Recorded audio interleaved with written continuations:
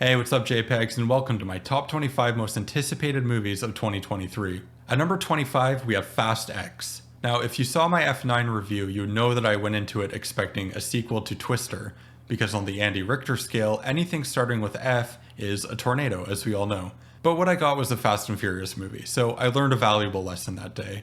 I know now that this will not be a sequel to the sequel to Twister. This will be Fast and Furious 10, the 11th movie in the Fast and Furious franchise. At number 24, we have Indiana Jones and the Dial of Destiny. To be honest, I was never really a fan of Indiana Jones. It kind of fits that 80s action adventure kind of genre, which I was never really a particularly big fan of. Plus, I think that the Dial of Destiny is kind of a dumb name.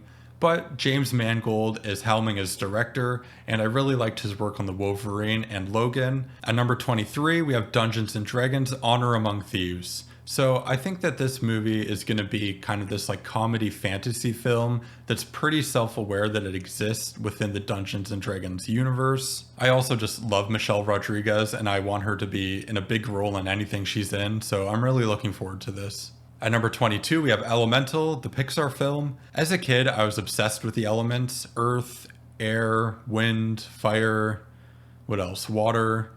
I guess air and wind are the same thing. But I think it's really cool to kind of reduce the material world down to these tangible elements in fiction rather than having, just the periodic table. Although it would be cool if Pixar made a movie just called Periodic Table, where all the characters are just personified carbon or oxygen or gold or helium or whatever.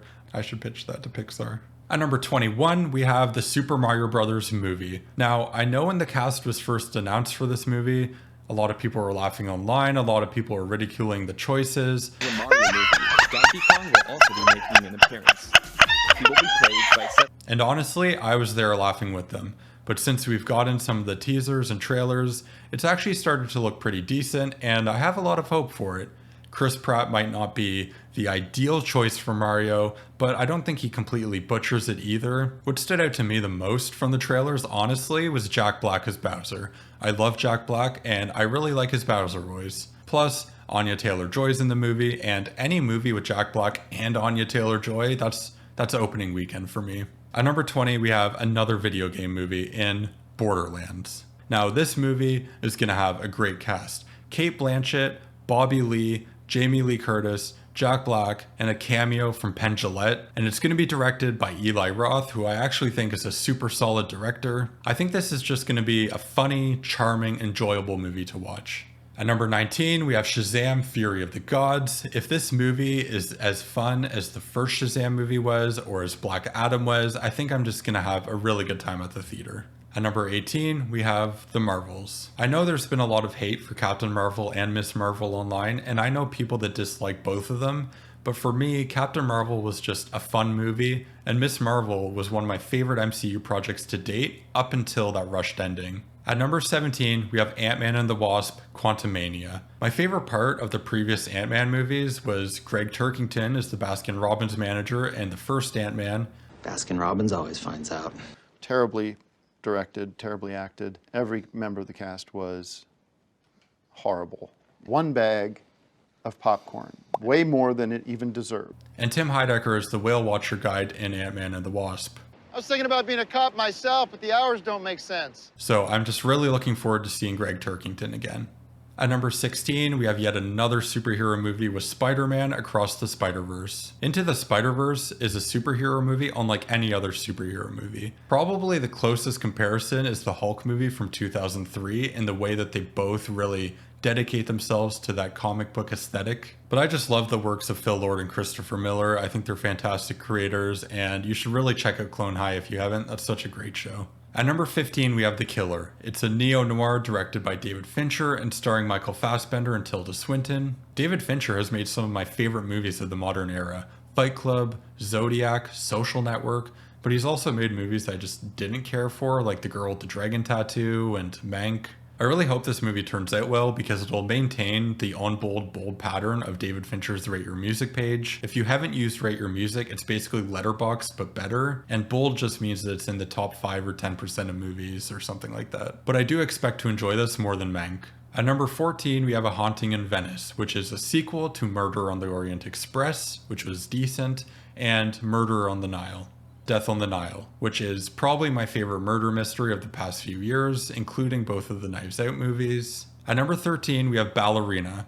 This is a John Wick spin-off film, though it's not directed by Chad Stahelski, who's directed all 4 of the John Wick movies, though he is acting as producer, which gives me faith in the overall product. And Shay Haddon is writing, whose work I've enjoyed on John Wick 3, Army of the Dead, and Army of Thieves. At number 12, Wonka. This is written as a prequel to the book, which I believe was called Charlie and the Chocolate Factory, which I've never read, but I've always enjoyed the film Willy Wonka and the Chocolate Factory, sorry. It stars Timothée Chalamet as Willy Wonka in his early days. I rewatched both Lady Bird and Little Women recently, and I really enjoyed Timothée Chalamet in both of those, but for me, his character fell really flat in Dune. But overall, I'm actually really excited and curious to see how this turns out. At number 11, Missing. This is a standalone sequel to the 2018 film Searching, which was a computer screen thriller starring John Cho trying to find his missing daughter. But what I really liked about Searching is that even if you took that computer screen gimmick out, the story and the characters and the mystery were still really engaging. I'm not expecting another movie on the level of Searching, but I think this will be a solid movie. At number 10, Ferrari. The reason that I'm looking forward to this movie is because of Michael Mann. Heat, Collateral, Black Hat. If this movie is half as good as any of those, I think it'll be one of the best movies of the year.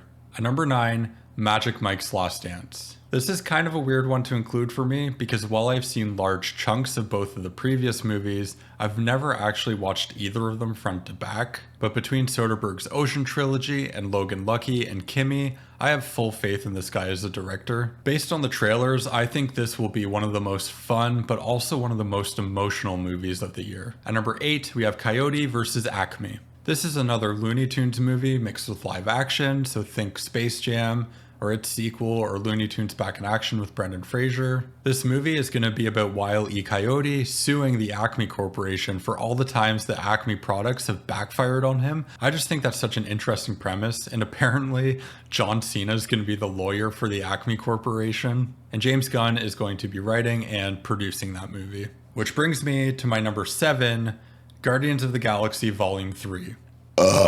I would say that both Guardians of the Galaxy movies are in contention for my top 5 MCU projects, and I think that The Suicide Squad was James Gunn's best movie yet. At number 6, The Flash. Say what you want about Ezra Miller, but I really enjoyed Barry Allen and The Flash in Zack Snyder's Justice League. This film is influenced by Flashpoint, which was the basis for the Flashpoint Paradox, an animated movie from several years ago that I really enjoyed. This is Andy Muschietti's first film since the It duology, which I thought was very well directed.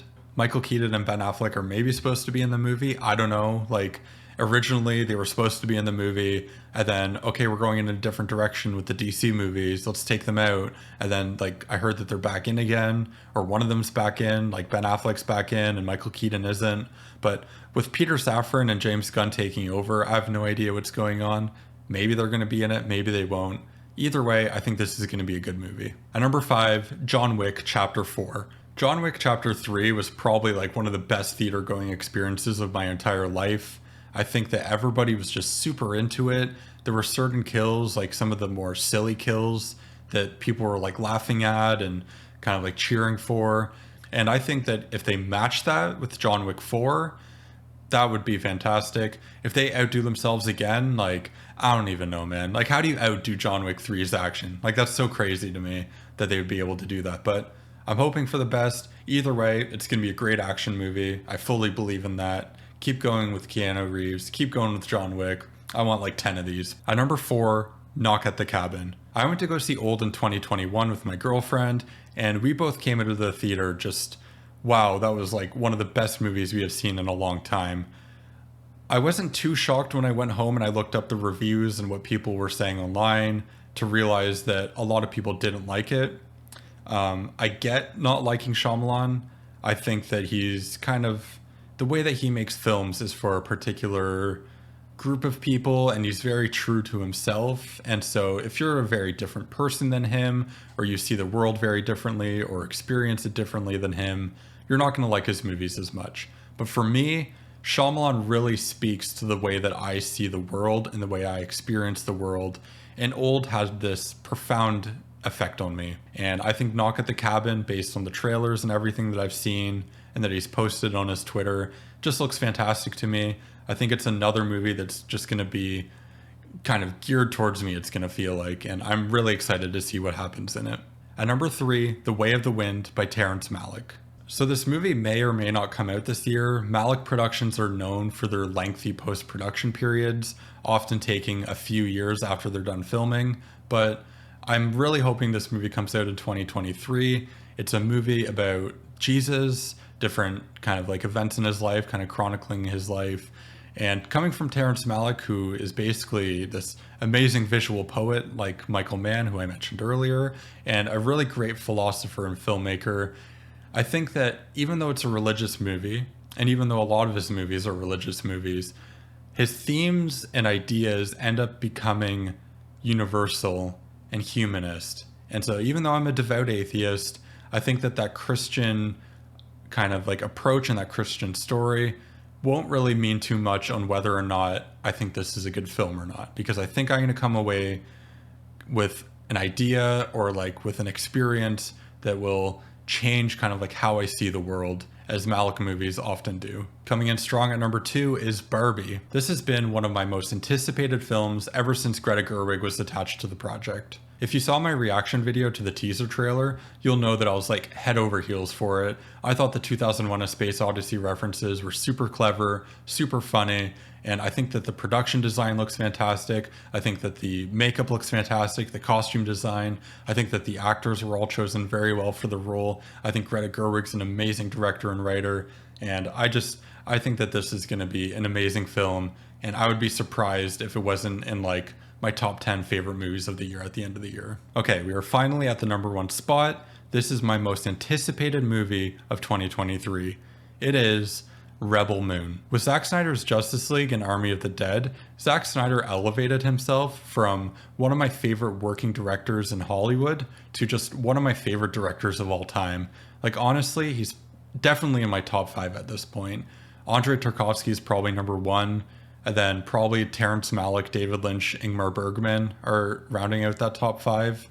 But to me, Zack Snyder is just, he speaks to me on such an intellectual and emotional and personal level. Everything from the screenshots and the information that he's shared online on his social media, it just sounds amazing, and I'm just all in for a Zack Snyder movie. If you have time, leave a comment. Let me know what your most anticipated movies of 2023 are. You can click one of these videos if you want. They're both like kind of good. I really like this one. This one's good too, but I think this one's my best video yet.